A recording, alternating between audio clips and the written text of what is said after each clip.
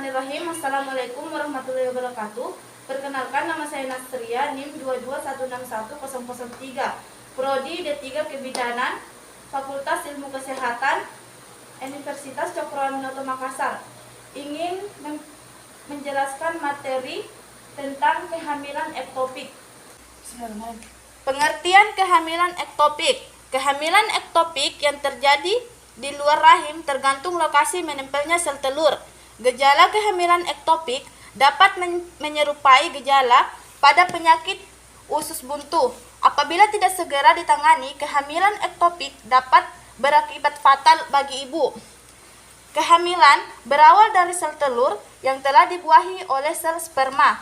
Pada proses kehamilan normal, sel telur yang telah dibuahi akan menetap di saluran indung telur tuba falopi sebelumnya dilepaskan ke rahim. Selanjutnya sel telur akan menempel di rahim dan terus berkembang hingga masa persalinan tiba.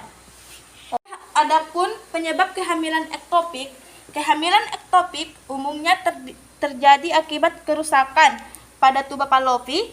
Kerusakan ini membuat tuba falopi menyempit atau tersumbat sehingga pergerakan sel telur ke rahim terhambat. Beberapa kondisi yang dapat menimbulkan kerusakan pada tuba falopi adalah: yang pertama, endometriosis; yang kedua, penyakit radang panggul; yang ketiga, gangguan keseimbangan hormon; yang keempat, kelainan bawaan lahir pada tuba falopi; yang kelima, terbentuknya jaringan perut akibat prosedur medis pada kandungan. Adapun faktor risiko kehamilan ektopik. Kehamilan ektopik dapat dialami oleh setiap wanita yang aktif secara seksual. Namun, ada faktor-faktor yang dapat meningkatkan risiko terjadinya kehamilan ektopik, yaitu kehamilan di usia 35 tahun atau lebih. Kedua, penyakit menular seksual seperti gorone dan chlamydia. Ketiga, hamil di luar kandungan sebelumnya. Keempat, riwayat operasi seperti aborsi, sterilisasi pada wanita, dan operasi di area panggul atau perut. Yang kelima, program bayi tabung. Keenam, penggunaan alat kontrasepsi spiral. Yang terakhir, kebiasaan merokok. Adapun gejala kehamilan ektopik, kehamilan ektopik cenderung tidak menunjukkan gejala pada tahap awal. Tanda awal kehamilan ektopik serupa dengan kehamilan biasa, seperti mual, payudara mengeras, dan menstruasi terhenti.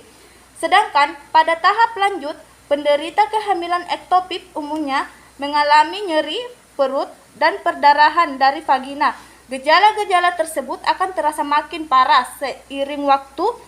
Terkadang gejala nyeri perut akibat kehamilan ektopik juga hampir sama dengan gejala usus buntu.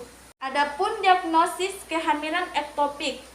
Diagnosis kehamilan ektopik, dokter akan terlebih dahulu melakukan tanya jawab, terutama terkait dengan pertama haid terakhir pasien.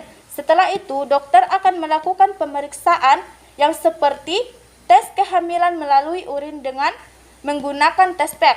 Kedua, tes kehamilan melalui darah untuk mengukur kadar hormon human HSG. Yang terakhir, USG transvaginal dan perut untuk memastikan lokasi kehamilan ektopik.